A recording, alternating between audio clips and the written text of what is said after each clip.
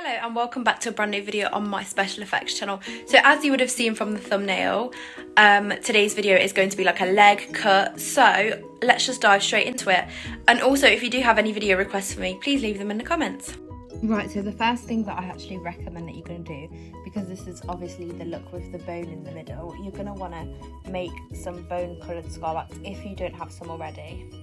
Blob of scar wax and some white out of my paint palette, and then pop the white in, and then you're just going to want to mix it. You do want to keep, I hope you like my sausage dog tray, you want to keep your fingers probably wet so that it's not going to stick to you, but then you're just going to want to mix it until it turns white. So once you've done that, you should get your little blob of white scar wax. I'm now going to place this on the area that I want it and smooth it out.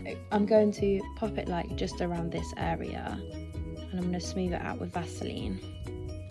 You are going to cover the edges of this one with scar wax anyway, so just blend that out until you're happy with it.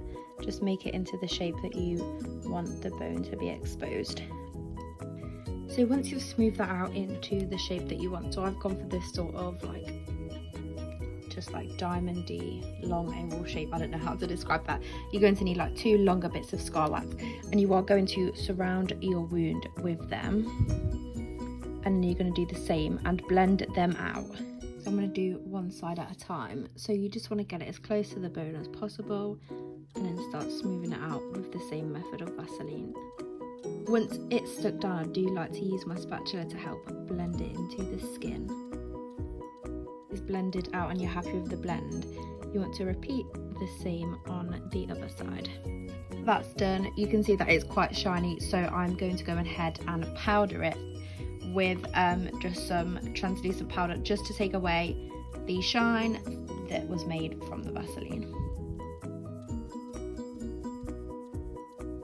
So that just does give it a bit more of a matte appearance. So once you've done that, we're going to start colouring it. So I use some alcohol activated paints and mix them with IPA, and I'm just going to go around and use a light wash of red just to add irritation to the scar wax, which would be obviously the skin around the edges.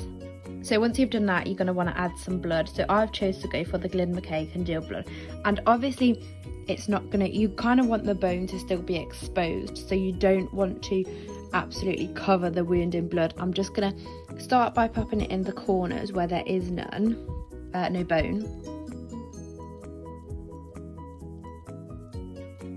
and you're also going to want to just pop it around the lifted skin as well.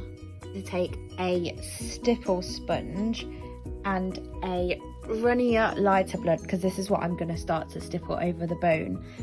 This is just a lot thinner and a lot runnier, so I'm going to pop a bit of that out and start to stipple it over the bone, just like so. I'm also going to stipple it around the edge of the wound and create a bit of texture around there as well. So just take a bit where there's excess blood and just pat it onto the bone, just to make the bone look a little bit covered.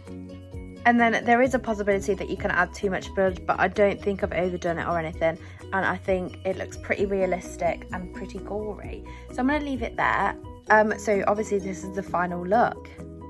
So I hope you enjoyed that video. I hope it helped you, and I hope maybe you want to create something similar. So please remember to like and subscribe, and I'll see you in my next video.